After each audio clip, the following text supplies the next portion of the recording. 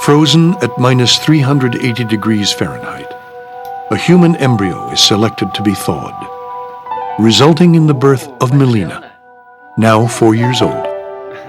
For dinner? Donuts for dinner? Her brother Luke was created in the same way. Their parents are Will, a lawyer in Los Angeles, and Marceline, who's a surgeon. They've been able to have children because of a discovery made in 1978, that by bringing together a man's sperm and a woman's egg in a laboratory, a baby could start its life outside the human body. It's called in vitro fertilization. Marceline was a sperm donor for one, and I was a sperm donor for the other. But we don't tell the public, or even our close friends or family, who that is. But our children will know. Marceline's from a very large family. He's the youngest of 20, and I'm an only child, so I sort of always idealized family life in a big family. To me, it was just a basic human desire to want to have children. Since neither Will nor Marceline could carry their baby, they searched for a woman willing to serve as a surrogate mother.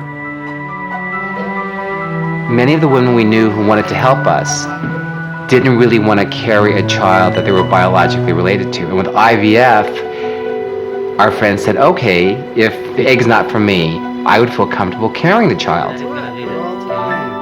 In vitro fertilization has enabled thousands of couples to create the family they desperately want. It has also opened a gateway to a brave new world, where a child can have 5 parents, or be born to a mother in her 60s, where a baby can have its sex determined before conception, or be created with borrowed DNA, where an embryo, no larger than a speck of dust, can have its genes scanned for diseases, or one day be designed with new strengths and talents. What IVF does is it takes the process of reproduction out of the darkness of the womb into the light of the laboratory, and all of a sudden you can do anything you want with these human embryos and eggs, which couldn't be done before. A new revolution in making babies is underway, one that could allow us to influence and even shape the genetic fate of our children.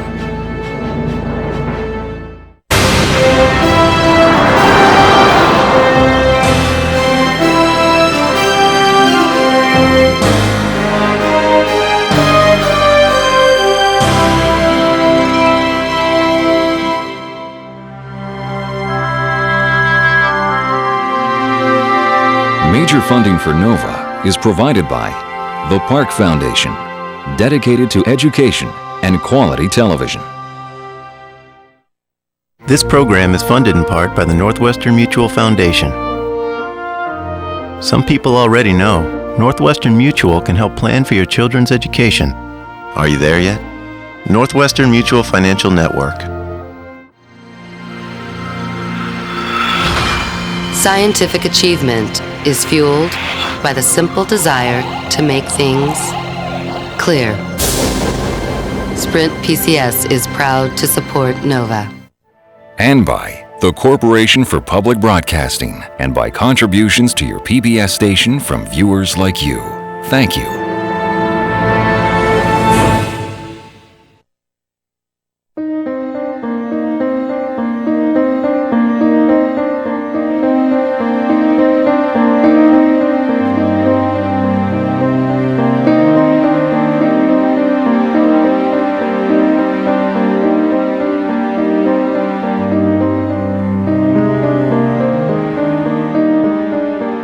I think it's very difficult for anybody to explain why they want a child. And the thing that I always felt so strongly about, why as an infertile person do I have to explain why I want a child, where somebody who's not infertile doesn't?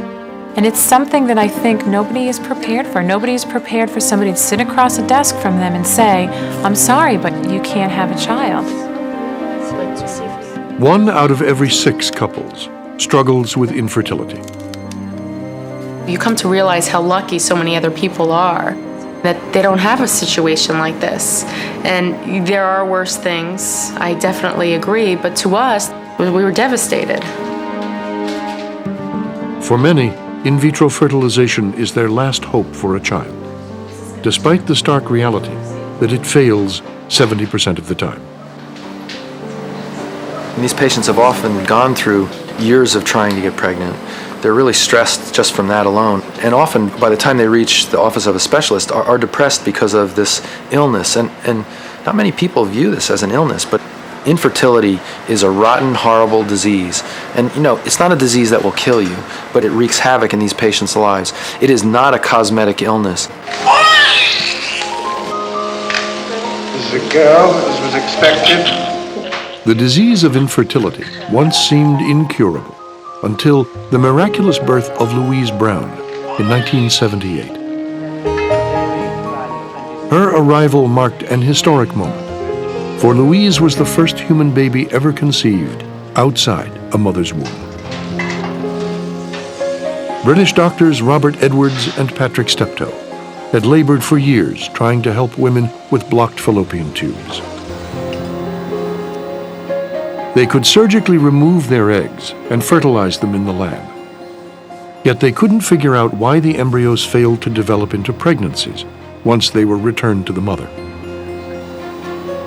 We had got all the techniques ready right up the stage of implantation with beautiful embryos and checked out the chromosomes and everything about them. And it was clear this method had to work.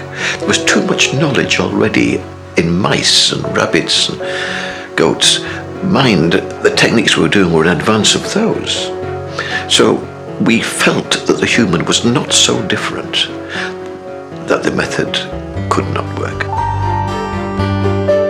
The breakthrough came when Steptoe and Edwards decided to transfer the embryo earlier, allowing it to divide only 3 times before placing it in the womb.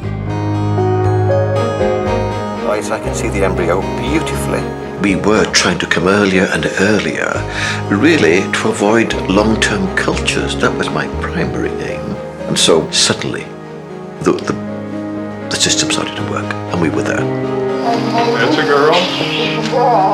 3 years later, Nova filmed the birth of America's first test tube baby, Elizabeth Jordan Carr. Put it down a bit, let her look at it. Although Louise Brown was healthy at birth, many feared that IVF babies could well be abnormal. Ultrasound had shown that Elizabeth was small, and the doctors that created her, Georgiana and Howard Jones, were extremely worried. I had written out a press release that said that we had been disappointed at birth that the child was abnormal, but that we did have a couple of other pregnancies come along behind that, and we would hope that the others were perfectly okay. And fortunately, I didn't have to use that. All right, ladies, here she is, Elizabeth. All right, yeah, I knew y'all would like it to be a girl. I think the major moral concern was, were you going to have a child born who had birth defects? Were you going to have developmental abnormalities? Would something go wrong later in the life of that person? And I think the terror was that somehow doing something in a dish was going to create a person that was less than healthy. That's you, Louise. You've seen that before. But the terror faded quickly. As the press followed Louise Brown and Elizabeth Carr, it was clear that the girls who had made medical history were growing up to be perfectly normal. Every year, people pop up and say, "Oh, we'd like to do an update on Elizabeth." And every year I say, "Well, I'm the same as I was last year, just a year older." That's it. It's kind of like they expect a wonderful answer like, "Oh yes, I feel so different, I feel so special," and I don't. Initially, IVF could only help a small percentage of infertile couples. Today, it has become the starting point for treating almost every cause of infertility. As defective eggs, weak sperm, or abnormal chromosomes, once insurmountable obstacles, are overcome. Radical new techniques have proven that life on the cellular level is easier to manipulate than ever imagined. But for those who embark on this high-tech process, IVF remains a grueling ordeal. The first hurdle is to endure daily injections of powerful drugs to force the ovary to produce more than one egg. Lisa had gone through 3 weeks of taking shots, all of her body bruises every morning at 6 in the morning to go to give blood.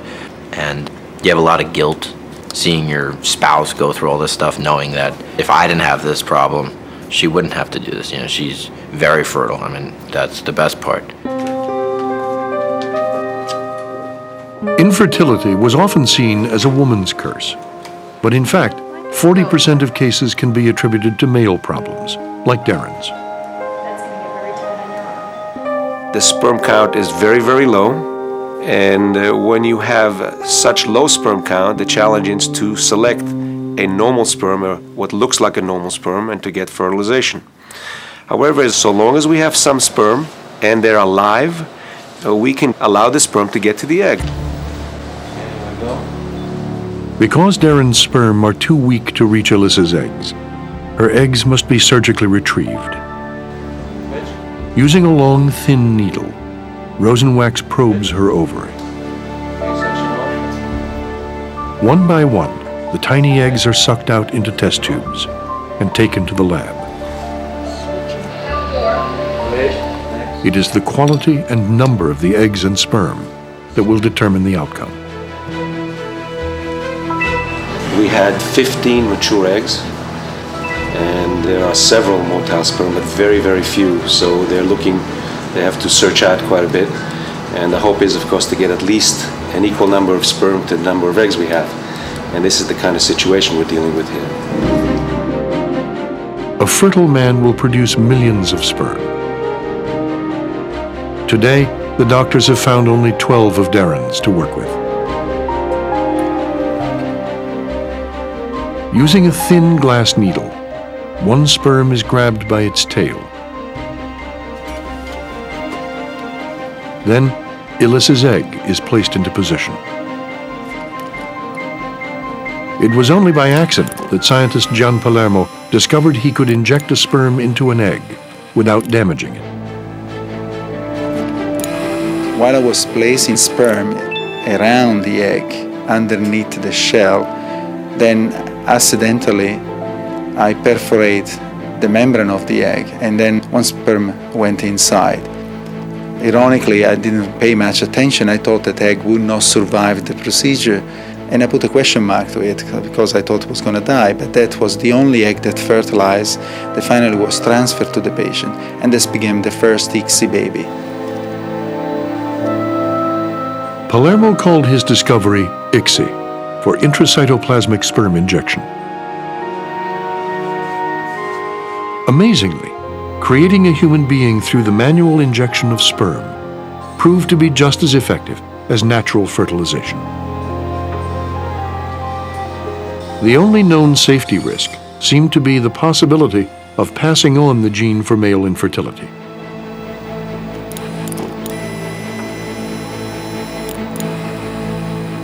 ICSI's success would push forward a new frontier of reproductive biology. If a fragile human egg could be penetrated without harm, perhaps a human embryo might be manipulated in any number of ways. These new techniques would open up uncharted territory for another couple, Anne and Michael, as conventional treatments failed them. People that are faced with infertility don't have the same decisions as people that aren't. And these decisions, they're not what we would want. These are the choices we're left with. If I could make a choice, I would like it if my husband and I could get pregnant on our own. And it's easy to sit there and say what you would or wouldn't do when you're not in those shoes. Well, she'd been trying for over 4 years, and she had done several treatments. She had done some of the more kind of low-key treatments, medication by itself, medication with insemination using her husband's sperm. She had had the full battery of diagnostic tests, none of which really revealed a smoking gun cause as to why she was having difficulty. And she was climbing the ladder from least aggressive to most aggressive treatment. During Anne's first IVF cycle, her doctors retrieved 35 eggs, an astounding number. Yet once the eggs were fertilized in the lab and began dividing, embryologist Jacques Cohen noticed fragments, little pieces of cells that are left behind when embryos divide inefficiently. And normally they're not really a hindrance to further development and pregnancy because they occur in about 85% of all embryos. But when you have a lot of them, it interferes with normal development. The cells then cannot interact, and that's what happened in their case. There were so many of them that you couldn't even count the number of cells. Let's say you had a 4-cell embryo or an 8-cell embryo. You couldn't make a count, which you normally can.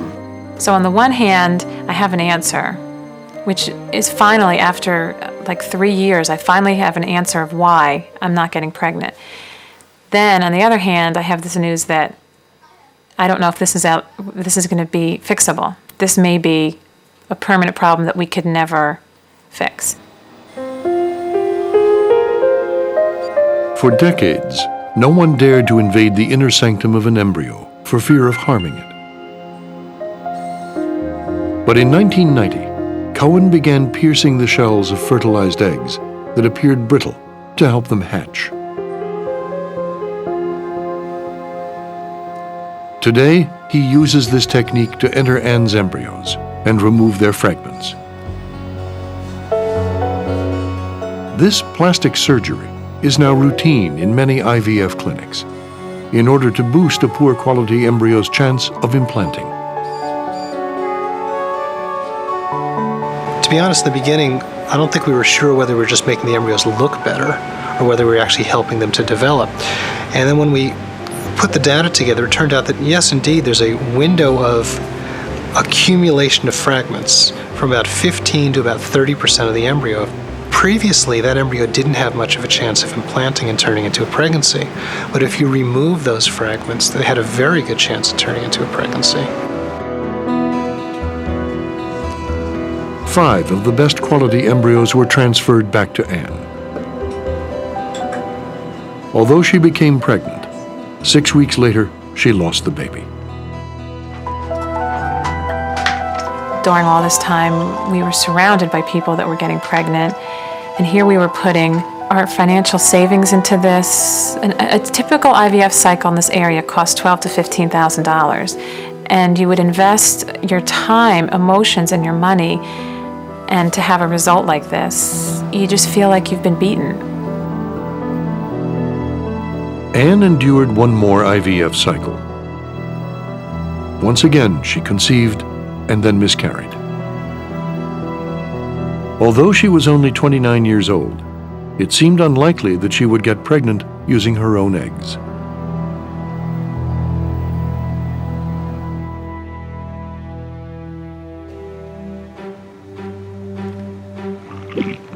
Failure is not the only risk of IVF. For those patients lucky enough to become pregnant, 1/3 will deliver more than one baby. Do you want to have yours outside? Laura and David May became the parents of triplets after 3 of their 4 embryos implanted. Although they were desperate to have children, they were not prepared for the high risk of a multiple pregnancy. I had to go into the hospital and I had like a little pump that they installed to help control the contractions. I just ballooned. Then the most painful part was I no longer had ankles. We gave her 6 meals a day to make sure that all the nutrients and everything that she needed and the children needed were there. We had the option to abort some to increase the odds of the other ones being healthy. But we've tried 5 years and there was no question in our minds we were going for the multiple. Fortunately, Laura May delivered 3 healthy children. But not every family is as lucky. Most triplets and higher order multiples are born prematurely, 30% will weigh less than 2 pounds. And the data that we have on that shows that about 1 in 4 of those babies is going to have serious disability. Not mild disability, but real developmental handicaps in life. Given the enormous risks, why not limit the number of embryos transferred back to the mother? When a patient goes through an IVF cycle and goes through all of what's involved, they want the best possible chance. Now, how do you give them the best possible chance? By putting back more embryos. And how are clinics compared? People look at success rates. Even though they don't understand the nuances and differences between patient populations, they want the one with the best percentage. So there is this incredible pressure on us to have high pregnancy rates. Because 70% of all embryos fail to develop, doctors transfer back several in the hope that at least one will turn into a baby. You know, when you look at an embryo under the microscope, as beautiful as it is, on the first day after fertilization and when they're single cells, they just almost all look the same. You can't pick out the highest quality embryo on that first day. Since the early days of IVF, doctors have transferred fertilized eggs back to the mother when they reach the 8-cell stage. But recently, labs have been getting better at keeping embryos alive. The hope has been to let nature take its course and keep them in culture for a few more days up to the stage we call the blastocyst, when really the embryo proper starts developing. And the thought is at that stage, nature will have selected, in our incubators, the best embryos. By transferring back only 2 embryos at the blastocyst stage, doctors avoid the risks of multiples without diminishing the chance of a pregnancy. But not every embryo can make it to the 5th day. At Cornell University, Alyssa and Darren anxiously await news about their 13 fertilized eggs. Fortunately, 8 have become viable blastocysts. Now the challenge is to pick the 2 that are most likely to survive. Yes, there is a possibility of having twins, and I'd be ecstatic. I'd be like so happy. You know, I even joked, you know, can I request them? And they're like, no. But you just want something to stick, and hopefully it will work. But if it doesn't, we would do it again.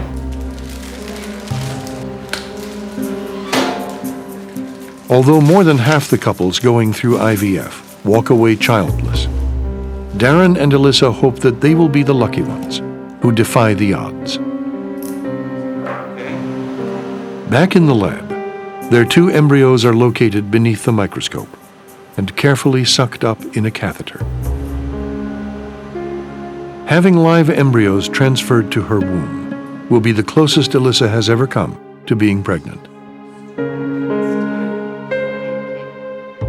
But to become babies, they must implant. You're not going to feel much, but what it does is it just goes through the cervix, right? With blastocyst transfer, we have a very high success rate.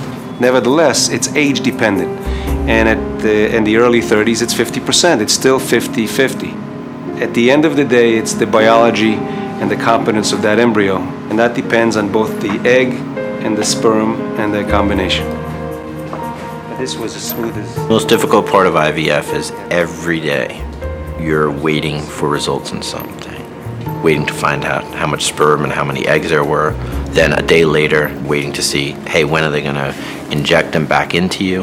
And that, you know, that was very stressful. That was 4 days of just waiting, and now you don't hear anything until you find out if you have a child or not. So now will be the greatest of all results, but you won't know for 2 weeks. One final question. Were they above average, the 2 that you put in? They or? look very, very... I mean, she has the pictures. Oh, You yeah, can the see pictures. Very nice embryos. All right, we'll put that on the refrigerator. Thank you very much. Okay. I very much So appreciate good luck. it. Thanks. Okay, very good.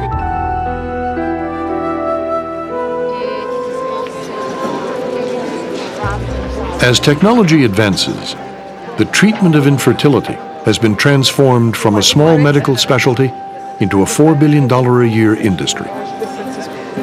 At this trade fair, sales teams from all over the world pitch their services to doctors, hospitals, and couples desperate for a baby. Things like favorite movie.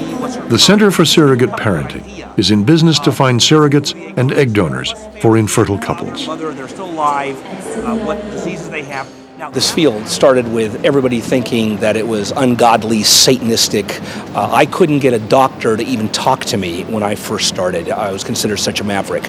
Doctors were afraid of being put in jail. I cannot think of any other field of medicine that in 20 years has gone from being a pariah to being considered a mainstream this quickly. CSP professional fee due upon confirmation. Many clinics insist that egg donors remain anonymous.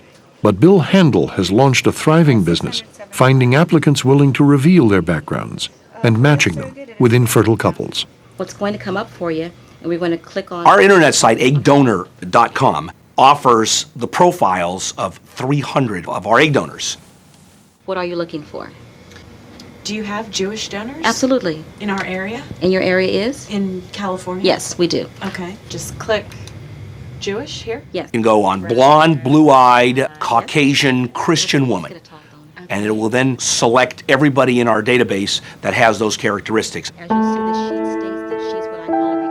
Bringing a third person into the reproductive process raises many troubling questions.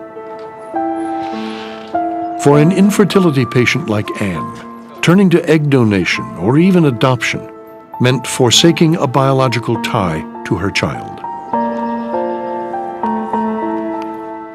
As she grappled with this dilemma, the research team at St. Barnabas Hospital was pushing forward a new frontier of reproductive biology, involving the exchanging of parts from one egg cell to another.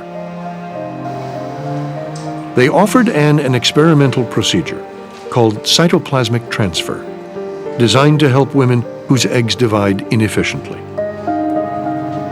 The reason that an egg might not be able to do its job very well is that it may have abnormal chromosomes inside. On the same hand, there's a possibility that there's a defect in the ability of the egg to distribute its normal chromosomes. And we most suspect that that's true in younger women who we believe still have genetically normal eggs and in whom the usual in vitro fertilization techniques uniformly result in very poorly developing embryos. The procedure would preserve the nucleus of Anne's eggs that contain over 99% of her chromosomes, the DNA or genetic material that makes her unique. She would borrow from a donor egg a portion of its cytoplasm, containing tiny cellular structures. Among them are thousands of mitochondria that provide energy for the cell to divide, and incidentally, carry DNA for a small number of genes. In theory, a deficiency in the cytoplasm might prevent an egg from developing normally. The idea behind it was that if there were situations where it appeared that the cytoplasm was damaged or insufficient in one way or another, even if one was unable to say precisely what it was that was wrong with it, one might be able to replace it with presumed normal cytoplasm. Cohen and Willardson experimented with animal models, mixing the cytoplasm from different mothers of the same species. As they had hoped, the babies appeared healthy and normal. Although the doctors felt confident enough to proceed, Anne struggled with the risks. When you're left with these choices, egg donation or adoption, or doing this new procedure, egg donation, you don't know who is donating this egg. It's all anonymous egg donation. You don't know any dispositions towards illnesses, whether it be mental or physical illnesses. And you don't know how your children are going to react to the news when they grow up, that they are not genetically your child. With adoption, you have the same risks, except the adoptive mother can want this child back in their life. So you're looking at three options that are risky, and you have to decide emotionally, medically, and financially which have the fewer risks.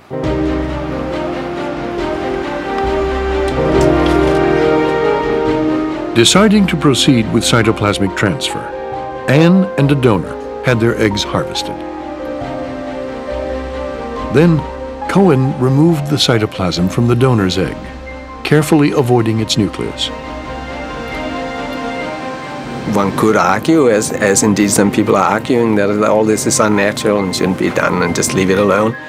But on the other hand, if we want to gain more insight that can be of benefit in the area of human reproduction, well, then every now and then the boundaries have to be moved a little bit.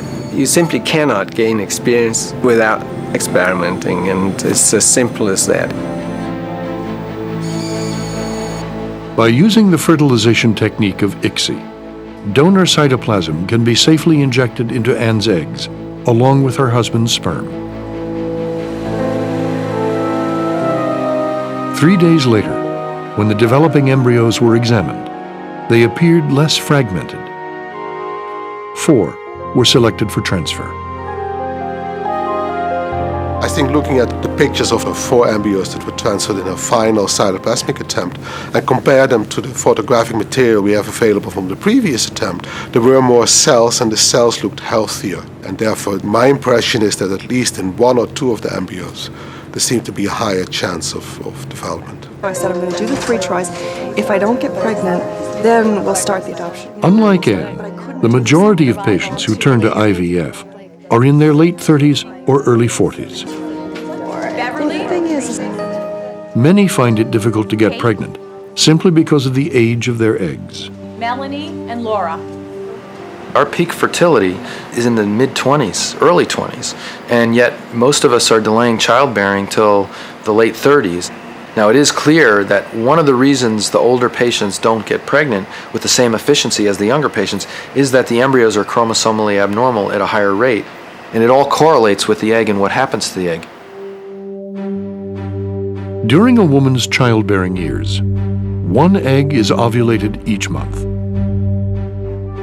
If it is fertilized, it will replicate its chromosomes and then divide, splitting them in half. Now, when that process happens in a young woman's egg, it goes along just fine. When it happens in an older woman's egg, it doesn't. The chromosomes get lost or are missing, and you make an unhealthy embryo from that.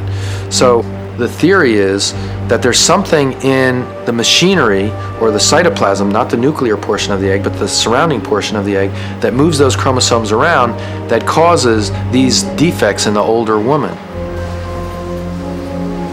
To avoid the possibility of chromosomal damage, Griffo went 1 step further than cytoplasmic transfer. He carefully took the nucleus from an older woman's egg and injected it into a younger donor egg that had had its nucleus removed. The reconstructed egg was then fertilized and allowed to divide using the machinery in the cytoplasm of the younger donor. And we were able to reconstruct an egg in that fashion, get it to fertilize and make embryos. And we did it in a couple patients, and we transferred embryos, and nobody got pregnant. We only transferred 3 or 4 embryos total in the experiment. But then we got into trouble. Criticized for unacceptable human experimentation, Griffo returned to the lab. Nuclear transfer techniques had recently been used to clone animals. And although Griffo was not trying to clone a human being, some feared his work might take us 1 step closer. There's a lot of criticism of human reproductive biologists who are using all these new technologies to allow people to have babies, because as a scientist you do all of this background research and you don't try anything until you're absolutely 100% confident. But in these cases we have women and men who are desperate to have children. And what the reproductive biologists are working on is the basic premise that if you do a manipulation and you've manipulated it too far, you don't get a birth defect, you get no fetus or baby. On December 20th, 1998, Anne delivered a healthy baby girl named Katie. She was the 3rd child born using cytoplasmic transfer. This was my closure. This birth was closure to 5 years of infertility. And I really think this whole experience, when I look back on it, it made me and it makes me appreciate my daughter and my family so much. And every day I look at her in amazement that she's here and that she's my child. She knows her background, she knows her roots, and to me, that's important. Katie has a mix of her parents' genes, as well as traces of mitochondrial DNA from the egg donor. But was cytoplasmic transfer responsible for her birth? My problem with cytoplasmic transfer is I can't conceptualize very well what in fact is a significant component that's being transferred from the cytoplasm of a donor egg to the cytoplasm of the infertile woman's egg that's conferring upon that egg some kind of improvement in quality, if in fact that's happening. I mean, the numbers at this point don't allow us to say anything in terms of efficacy, and clearly they don't allow us to say much in terms of safety. There's no scientific proof that the genetic change brought about the development of this child. But there is scientific proof that this child has DNA from a source other than her parents. And so this is the first instance of genetic engineering. Whether or not the genes themselves really had an impact on allowing this child to be born, the threshold has been crossed. We have already engineered embryos, and so people can't say, well, we have to wait until a certain point. It's already been done. With each new breakthrough in making babies, the limitations and randomness of nature are slowly being overcome. One of the most intractable barriers egg donation has pushed back is the limit of age. Back in 1980, when Arcelia Kay got married, she was entering menopause and had no chance of becoming pregnant or even adopting a child. For years, she followed the development of IVF, hoping that new techniques might help her become a mother. She saw her chance with egg donation and at age 60 decided to bend the rules. I really lied about my age because they have this age limit at 55. So I think I will not qualify if I will not lie, about my age. And I really want to have a baby. She presented herself as someone who was 50 years old, well within our age guideline of 55, underwent the usual kinds of medical testing, including a treadmill test and a variety of other blood tests that we do on all the patients.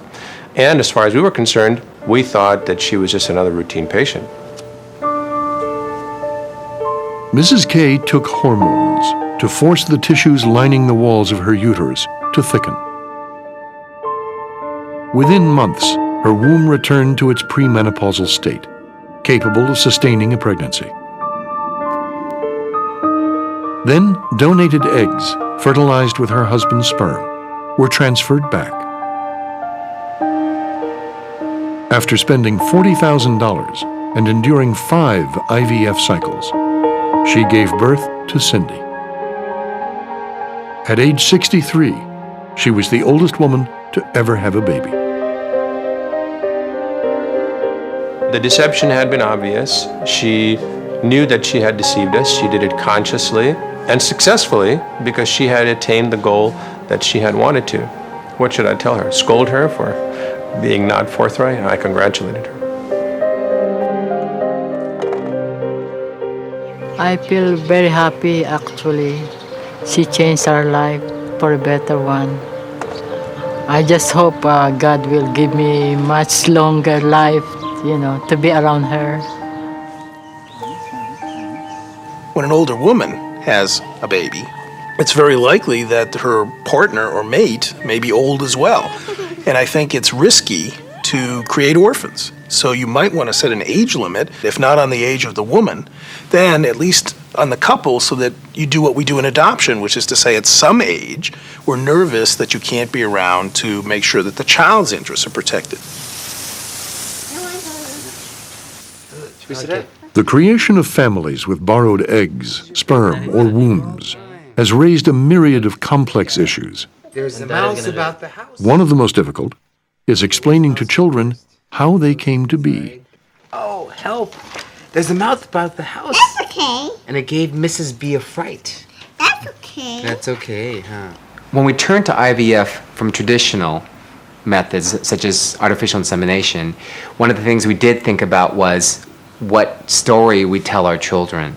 Because when you start separating the functions of carrying the child versus donating the genetic material, then it becomes more complex. Where's the mouse going to go? And Mr. Will and Marceline created a birth book to explain to Melina why she doesn't have a mother in the traditional sense. About the house. Mr. B jumped up and down. It's a very simple story about how her daddy and papa met, fell in love, wanted a family, and how men don't have eggs and women have eggs, and men can't carry children or deliver children, but women can. And Papa and Daddy searched the world to find two women who would help them. There's like 18 different ways to make a baby now because of the technologies. And you know, that makes us have to rethink, what is a family? Well, the fact is, what it means to be a family is to have a parent or two parents raise a child and care for the child and have an attachment to that child that nobody else has and a responsibility to that child that no one else has. And that's really what matters. Assisted reproduction began with the idealistic goal of helping infertile couples have babies. But increasingly, it has given parents greater control over their unborn offspring. At a leading infertility clinic in Virginia, a technology called microsort is enhancing the ability of science to determine one of a child's most important traits, its sex. The commonest types of individuals that we help are families who are at risk for having children with X-linked disorders. These are disorders that affect males, and therefore microsort can be very helpful in producing disease-free female offspring in these families. And the other largest group come to us for family balancing, where they already have a preponderance of children of one gender in the family and they wish to weight the odds in favor of the opposite gender. Of the 23 chromosomes carried by the sperm, only one determines gender. Sperm carrying an X chromosome will produce a girl. Sperm carrying a Y chromosome will produce a boy. For $3,200, sophisticated machines can detect the minute differences in size between male and female sperm and sort them. The chance of having a girl when that is sought exceeds 90%, and the chance of having a son exceeds 70%.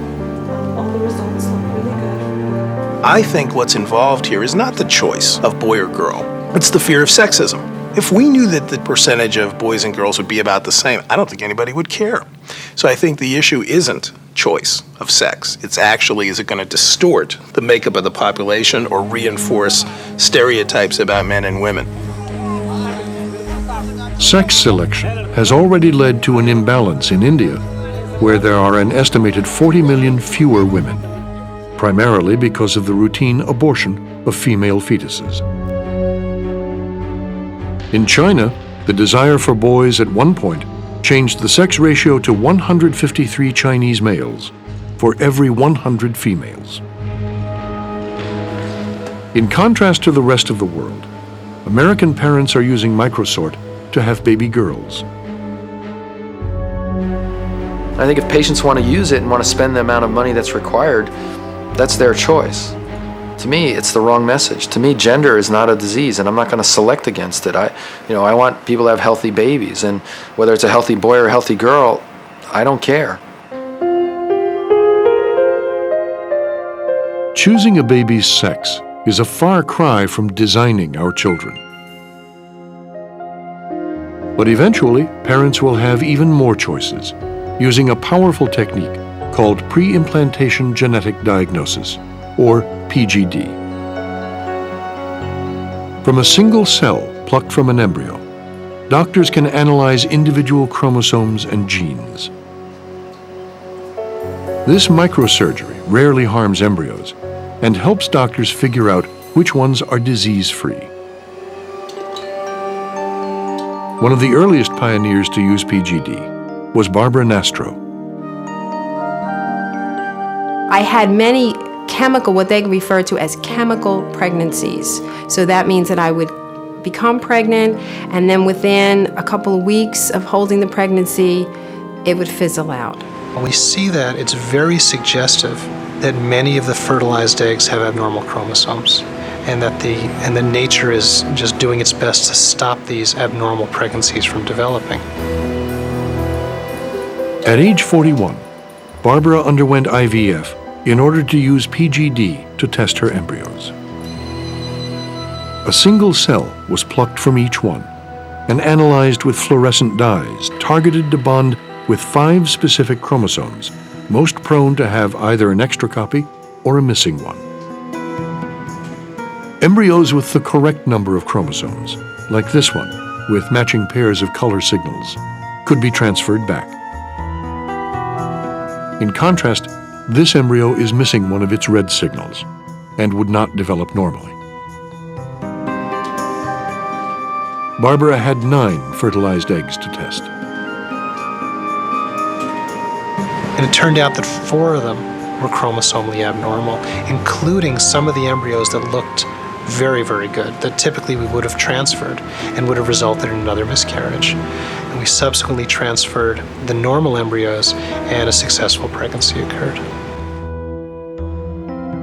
Barbara gave birth to healthy fraternal twins, Gabriel and Luke. Although PGD spared her repeated miscarriages, its cost, in conjunction with IVF, was almost prohibitive. The pre-genetic determination test alone, as I recall, is about $20,000. Plus then, when our babies were born early, premature, 6 weeks, they then had to spend the 3 weeks in the NICU unit. That alone, I believe, was somewhere in the several $100,000 for them to be there for that length of time.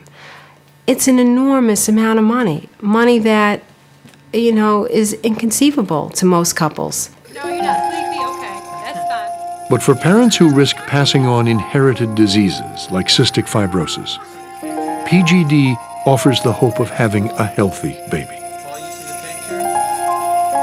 At the moment, scientists can look for genes related to several dozen diseases. But our ability to screen embryos will improve exponentially as a result of the decoding of the human genome. And what's going to happen over the next decade is we're going to understand how those genes cause all sorts of diseases like asthma or juvenile diabetes or severe depression or predisposition to heart disease or Alzheimer's diseases. All these diseases are going to be understood in terms of their genetic influence. To exploit this knowledge, technology is emerging that allows DNA fragments containing thousands of genes to be analyzed with automated gene scanners. In the future, DNA computer chips may be able to tell you every single form of the approximate 30,000 genes that you've got. They used to say that a child conceived in love has a greater chance of happiness. Hollywood has already imagined the implications of this powerful technology. I'll never understand what possessed my mother to put her faith in God's hands rather than those of her local geneticist. 10 fingers, 10 toes, that's all that used to matter. Not now. Now, only seconds old, the exact time and cause of my death was already known.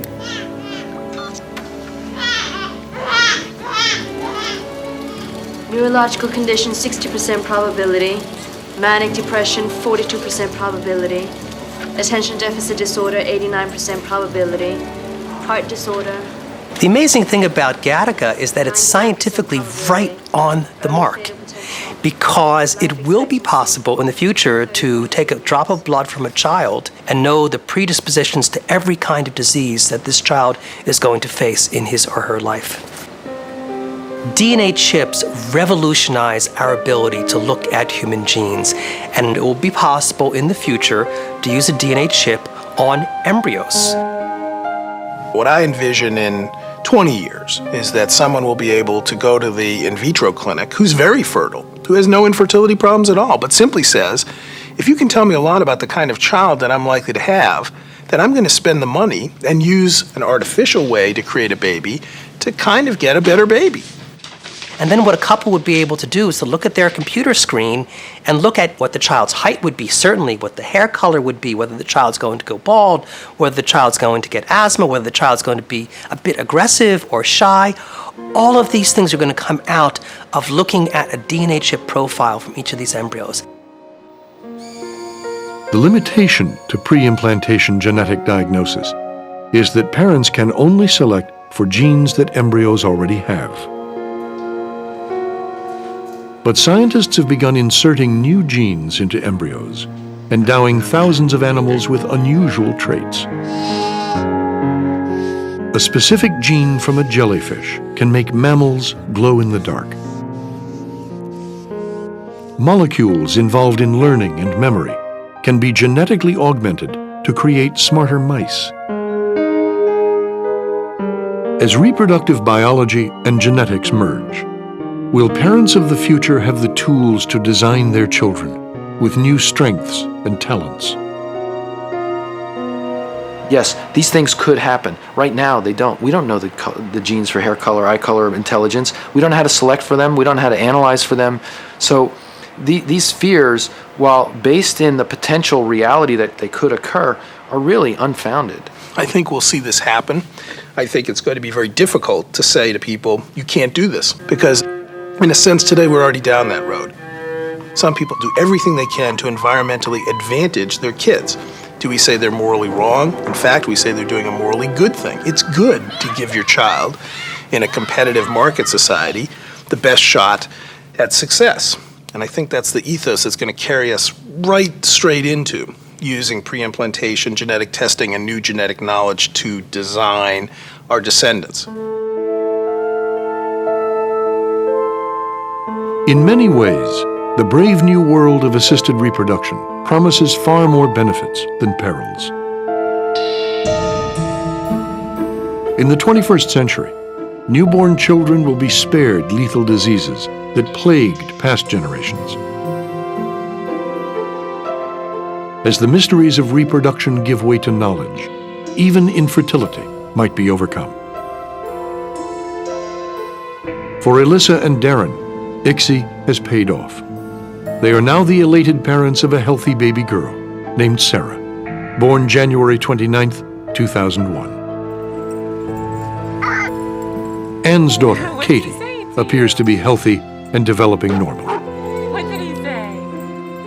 Although cytoplasmic transfer is still highly experimental, for the small group of patients that have turned to it, 36% have become pregnant. People are afraid of the unknown, and most people therefore reject new technology.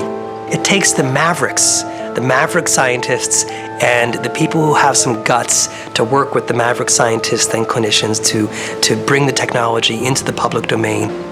There are risks to these things, but there's also risks to not treating disease, and people forget that. People forget how hard it is to live with infertility. People forget how devastating that is, and people don't understand why patients are willing to take these unknown kinds of risks to have that child, because they forget about the disease.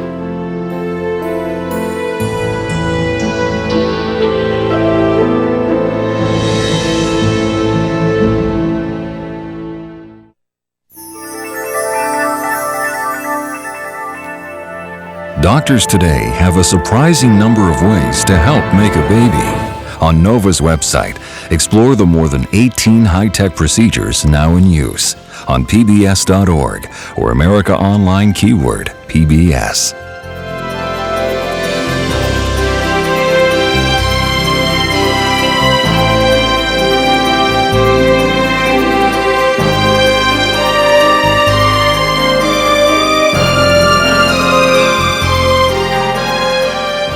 Educators can order this or any other NOVA program for $19.95 plus shipping and handling. Call WGBH Boston Video at 1-800-255-9424.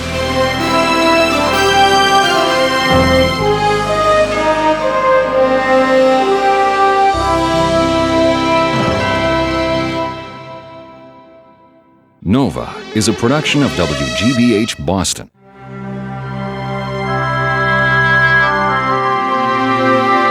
Major funding for Nova is provided by the Park Foundation, dedicated to education and quality television.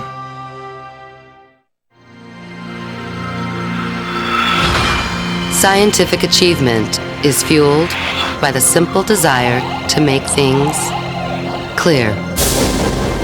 Sprint PCS is proud to support Nova. This program is funded in part by the Northwestern Mutual Foundation. Some people already know Northwestern Mutual can help plan for your children's education. Are you there yet? Northwestern Mutual Financial Network. And by the Corporation for Public Broadcasting, and by contributions to your PBS station from viewers like you. Thank you.